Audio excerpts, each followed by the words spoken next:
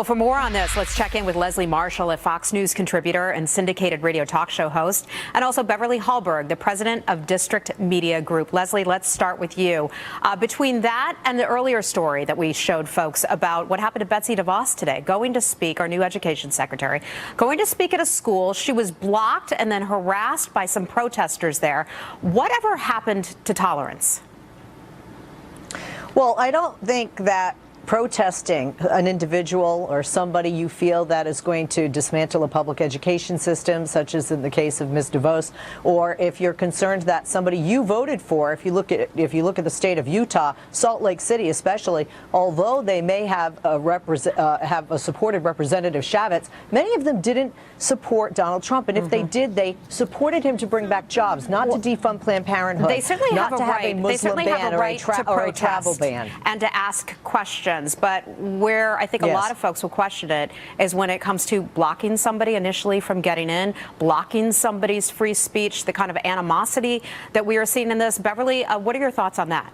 Yeah, there is a place for free speech. We support that. We support peaceful protests. But what we're seeing, whether it is on Inauguration Day, some of the protests against Donald Trump, whether it's UC Berkeley, whether it's what you're seeing right now with Secretary DeVos, what you're seeing is an effort to not have an open discussion. We should have an open discussion with people. There are major issues going on across the country, and I think it's extremely damaging when protests not only get physical, but also limit the discussion Americans really do want to have across the country. Yeah, and I'm not sure what the Black Lives Matter group has to do with the Secretary of Education speaking at a middle school. But Leslie, let me ask you about this. Staying power, because some on the left are saying, like, look, this is a new movement. We are going to be the Tea Party of 2017. Look out, we're here to stay. Are they? Well, I really do think they are. And quite frankly, if they're going to be the Tea Party of the left, which I, as a member of the left, think they should take a page from the Tea Party rule book, because the Tea Party was very successful. They had protests. They were very loud. And then they put forth not just voters, which Democrats need to do in 2 years. They don't show up for midterms, but they put forth candidates, because there are seats up for grabs in both the House and the Senate. And within the next 2 to 4 years, the entire landscape of Washington could change from red to blue if these efforts are successful. But they can't just protest, and I would wholly agree, nobody should be doing or saying anything with regard to violence. That is not covered by the First Amendment. That is wrong, and that defeats what free speech and what people who oppose some of these individuals and what they're doing, it defeats what it's all about. All right, Beverly, I want to ask you about this, because a Congressman, Jason Chaffetz in Utah, was asked about Kellyanne Conway and Ivanka Trump's products. Here's how he responded to that. Let's listen to this, and then I want to get your reaction. We sent a very candid, very direct letter to the White House and to the Office of Government Ethics. They need to investigate it. What Kellyanne Conway was wrong. It should never happen again.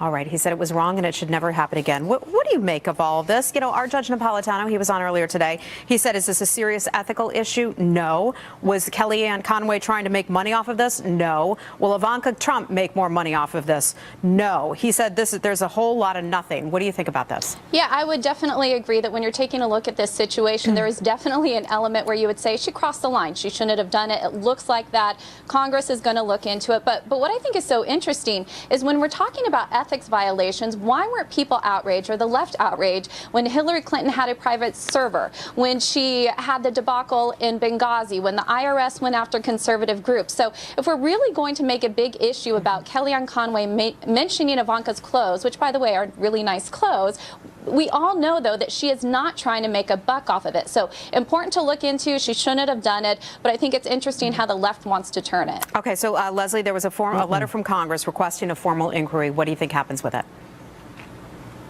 Honestly, I think nothing's going to happen with it. One. Two, it's very clear what the administrative Title V states. It's not just for her profit. She is not allowed to promote any product, and she had the seal, the United States of America presidential seal behind her. You know what? What are we going to say? Oh, if it's not that bad and people break policy or violate ethics, we're just going to turn our backs or our heads. That's a slippery slope and a very dangerous area. And by the way, Jason Chaffetz definitely definitely went after emails and Benghazi. And I think when people say, where's your line in the sand, and said, do your job, that's what they were talking about, doing it both for Kellyanne as he did for Hillary in those emails in Benghazi. Well, Kellyanne spent some time with the president last evening, and they talked about it. She says that he backed her up, quote, completely, and she seemed... well, she said thanks to the president for having her back in the way that he did, and said all ladies should be as lucky to have somebody fight for him like he did for her. Leslie Marshall and Beverly Hallberg, just want to keep it fair and balanced there. Ladies, thank you so much for joining us. We'll see you again real soon.